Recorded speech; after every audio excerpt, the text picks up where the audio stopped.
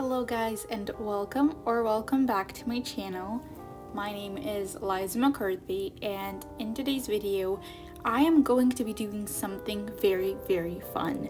I'm going to be redrawing this illustration I did 2 years back in 2021, and I'm going to be redrawing it in my current style, which is going to be so much fun, and I'm just going to see my progress and see how it turned out.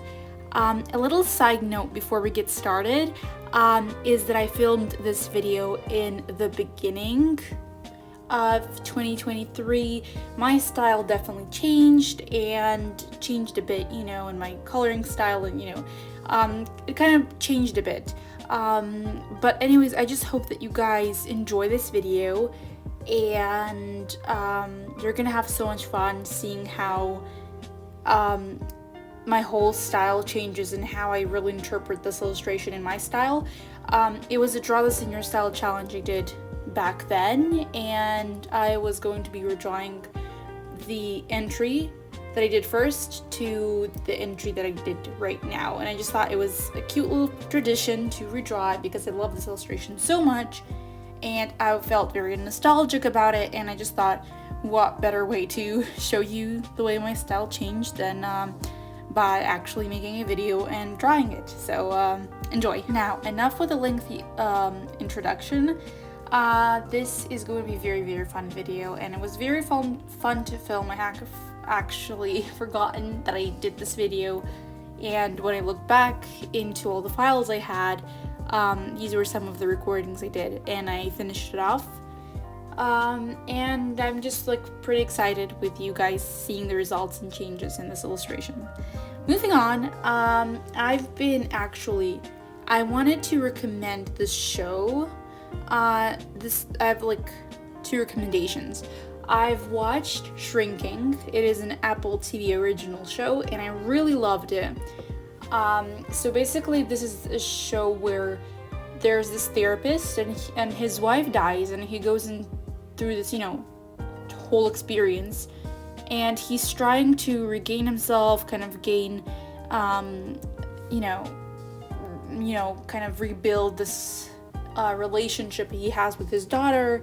He's trying to, work on his patients, and he takes rather drastic and unethical approaches with his patients, and that's super fun. There's only 1 season right now, and it was such a good show. The first season definitely ends on a cliffhanger, and I would recommend you check it out because it's such an amazing show. I really love close to life shows that Apple does.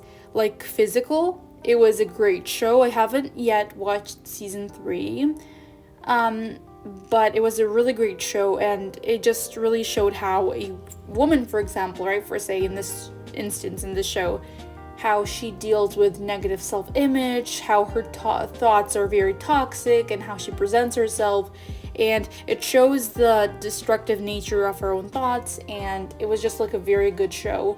And she's a aerobic trainer, if I remember correctly, and she teaches these sort of classes, and she every season focuses on something different, and she has marital trouble, and it's just everything is just this whole spectacle, and it was very interesting to watch. The show that I'm watching right now, I'm watching 2 simultaneously. I'm watching the Breadwinners, the Nickelodeon show. I'm rewatching it because I've watched it in my childhood, and I've been watching it with my brother. And then I'm also watching my main show is Ted Lasso. I've binged more than half of the first season. It was that good. I highly recommend you check it out. It's about this do you know American football? So it's about this guy. His name is Ted Lasso. He's a manager / coach, and he trains those American footballers, where they have the quarterback, and they do all those stuff, not the football that probably most of us know, not American football.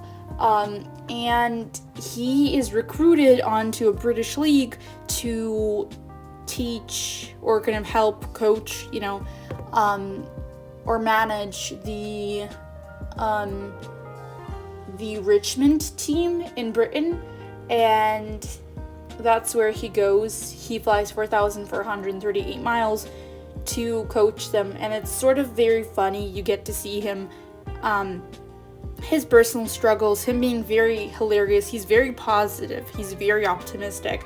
He has a great charisma. He's an amazing, like, the person that you watch, and, you know, the character. He's such a kind-hearted person, and I highly recommend you check the show out, because I was recommended it by my uncle. Like, we were talking about shows and movies he watched, and he was like, have you watched Ted Lasso? And I'm like, no, I'd never heard of it before.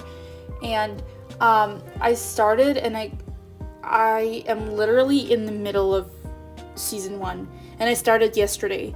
So it was, you know, it was a lot, especially that I was pretty busy yesterday with, you know, the whole continuing my Inktober session sort of thing that I'm doing. And I'm also doing, like, Snow White, and that's pretty rough. Anyways, and I've been just, like, binging the show nonstop because it was that good. And I highly recommend you check it out, obviously. I still haven't watched Spider-Man Into the Spider-Verse 2. I will be watching it sometime soon because me and my brother want to get to it. I've watched the first part, obviously, when it came out in the cinema, and then I couldn't go when the second came out because it wasn't showing in our cinema, so that was pretty sad.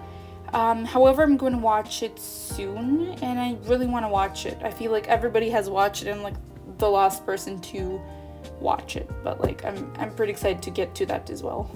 And obviously this season 3 of Only Murders in the Building, because I'm gonna get to it after the 3 seasons of Ted Lasso, because I can't stop it. I'm just gonna binge the whole show and see what will happen. I've been reading, some of you may know that, but I've been reading The Woman in the Window by A.J. Finn, and so far I have nothing but negative things that I want to say about this book. Genuinely, and I'm not somebody who DNFs a book. I'm not going to DNF it probably. I still don't know whether I would or not. I'm 45% through the book. I'm on page 242 out of 450 pages. Yeah. And basically this book is horrible. And I know a lot of people, I checked the reviews, everybody was like, this is, like, the narrator is amazing, like, she's very unreliable, like, it's such a good thriller, but it's so slow paced. I have literally no motivation to pick the book up throughout the day and read anything. Her thoughts are so mixed up, so, I don't know, I don't even like the writing style. It was like, it is sort of half hallucination, half in her head, and her thoughts. It's just boring. I don't know. I mean, when one of the main characters, right? It's not a spoiler. When the main character, right? She dies, and I'm like, I don't care. This is boring because usually I connect to the characters and I feel sorry for them, or I feel something, right? There's something in a thriller, like a good thriller, in my definition, is something that I could, like, it's a page turner. It's a definite page turner. It makes me want to read the thriller. It makes me want to pick it up and binge it in a session. Like, I did not like Verity by Colleen Hoover. I hated that book, but it was a very good thriller. It achieved what it had to achieve, and I read it in like 2 days, in literally like 2 sittings, and I was freaking scared, you know, when I read it at like 3 a.m. And it was a good thriller all in all. Same thing goes for 5 Survive. I did not like the thriller, but it kept me going and I wanted to get to the point of, like, who did this, or like what happened, you know, kind of to the bottom of the situation, like who did this. In this thriller, I don't have any of those feelings. I'm like, I don't care. And I was about to DNF it, but then I'm somebody who's very stubborn, and if I read something, I cannot give a rating without finishing the book, because I feel that's unfair and I'll be a little judgy. But I don't like this book. I genuinely do not like it. I do not like the main character. She's an alcoholic. Something happened. It's not spoiler. Something happened to make her something traumatic happened to make her an agoraphobe. agoraphobe, and she's just scared of going outside. She can't do public spaces very well. She's very frightened, she has anxiety, these sort of stuff. And, that's fine, but the fact that she's an alcoholic and the fact that she, lies to her doctors and all those stuff, that's just such a red flag. I don't know, she's also very, very creepy, because, she can't go outside. She won't go outside. So what she does is she sits by the window and she looks at people and she photographs people without their consent. So this is just super creepy. And I don't know how I should be rooting for the main character to solve the mystery of the murder of that main character that person, right? If she's so unrelatable, she takes pictures of people without their consent, which is wrong. And she stalks them online, and she does all those things, and I don't like her. She's not relatable. She's not nice. I don't like her. Maybe she treats a person well, and she's a psychologist herself. Maybe she is someplace a good person. She has a child and, whatever. But she's just not a good person, and she acts weird. She is weird, and she's a stalker, and I don't know. I don't like her. I don't like her husband, I don't like her, I don't like Mrs. Wasserman, I don't like a lot of characters in this book. It is genuinely, I feel like I'm having a reader's block by reading this horrible piece of book. It's not a horrible piece of book, it's just my opinion, because if you really think about it, a book cannot be bad. Rachel Catherine, as far as I've seen on Goodreads, she rated the book 5 stars, and then other booktubers rated it, Destiny, for example, Destiny Sidwell, rated it 3 stars, and then Sarah Crowley rated it 4 stars, so it was a very positive sort of feedback from the booktubers that I love to watch.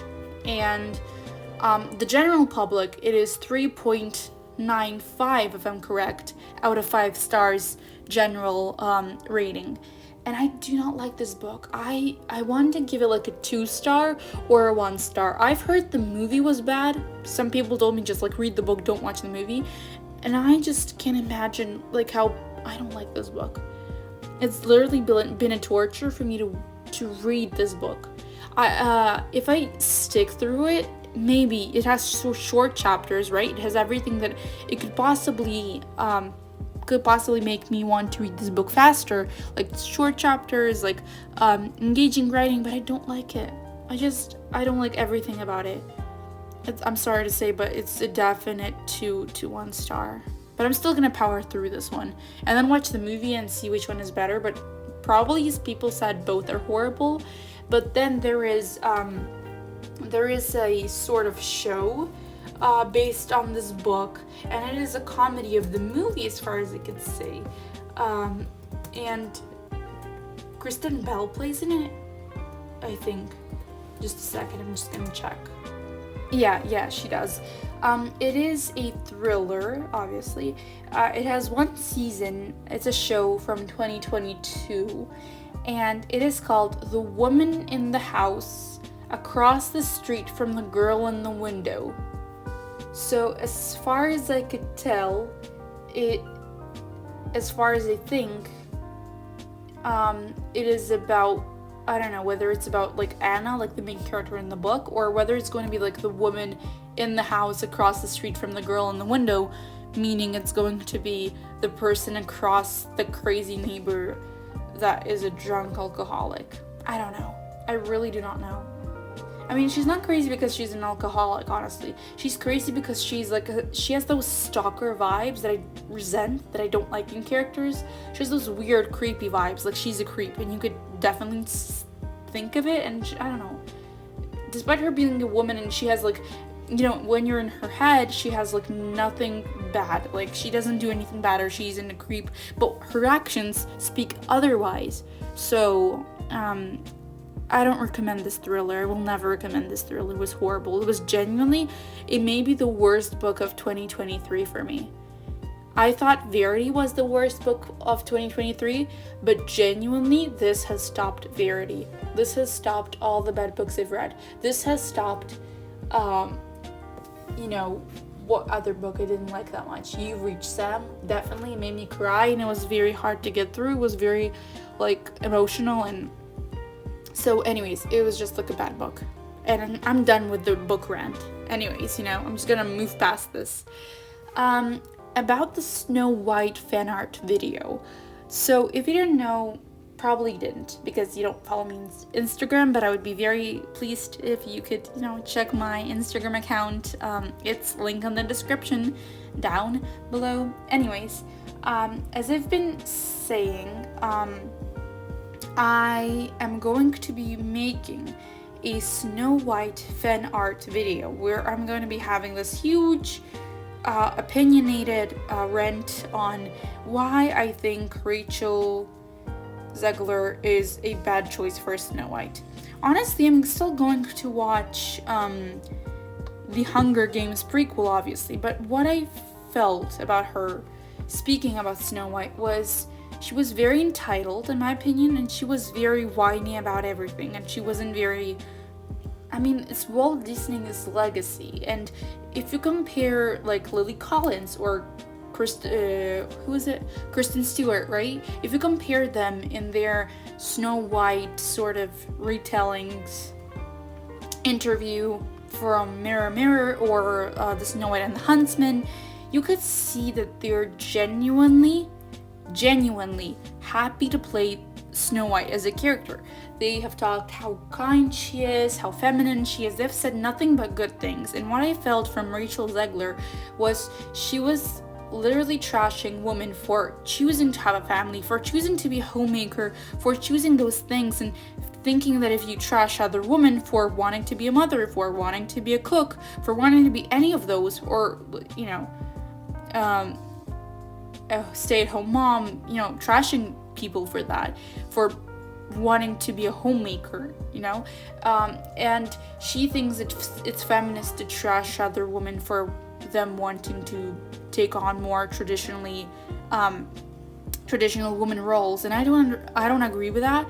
I think feminism is where you allow each woman to figure everything out for herself. You don't enforce anything, you don't pressure anybody into anything, you don't do this shit. And I feel genuinely as if she doesn't understand what feminism is. She doesn't have any respect for women that do want to be more traditional in their life. It's their choice, it's their life to live.